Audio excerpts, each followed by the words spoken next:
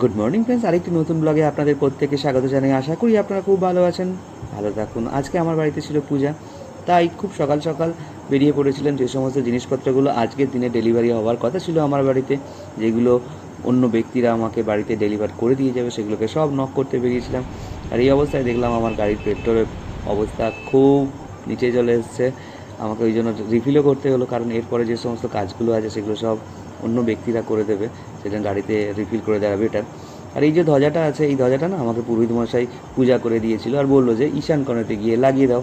আর ঈশান কোণেতে আমি একটা বাঁশ লাগিয়ে সে তার ওপরে লাগিয়ে দিয়েছি। উঠে পড়েছিলাম পুরো পাঁচিলের ওপরে।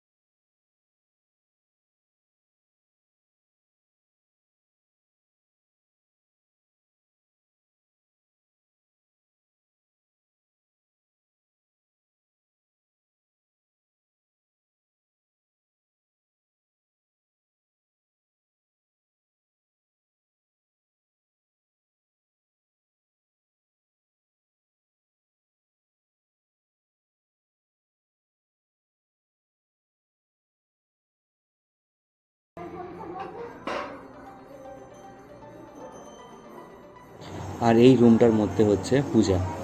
প্রায় 4জন পুরোহিত বিভিন্ন রকম পূজা একই সঙ্গে কন্টিনিউ করে যাচ্ছেন। কি কি হচ্ছে নিজেই কিছু বুঝে পাচ্ছি না, কিন্তু যা যা বলছে তাই করতে হবে, তাই করে যাচ্ছি।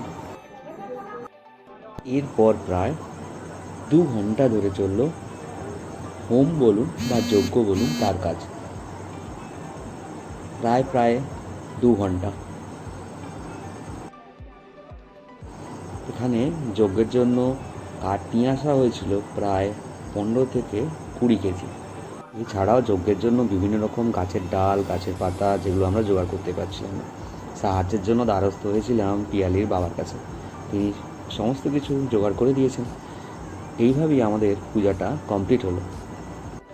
ব্রাহ্মণরা তো সেই সকালে এসেছিলো, শুধু চা, শরবত এইসব খেয়েই চালিয়েছে সারাক্ষণটা। সব শেষে ব্রাহ্মণ ভোজনের পর আমি এই ভিডিওটাকে শেষ করছি।